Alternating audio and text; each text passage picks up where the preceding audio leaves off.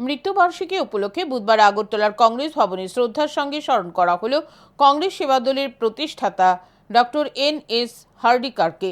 তার প্রতিকৃতিতে পুষ্পস্তবক অর্পণ করে শ্রদ্ধা জানান ত্রিপুরা প্রদেশ কংগ্রেসের সভাপতি আশিস কুমার সাহা, কংগ্রেসের চেয়ারম্যান নিত্য গোপাল রুদ্রপাল সহ সেবা দলের নেতৃত্ব ও কর্মীরা।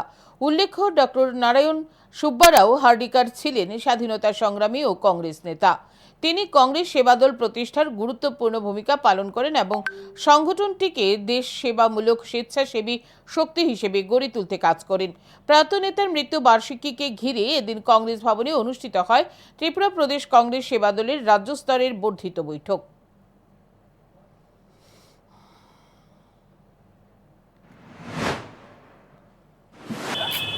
ব্রিটিশ বিরোধী যে লড়াই, এই লড়াইয়ে উনি অবতীর্ণ ছিলেন।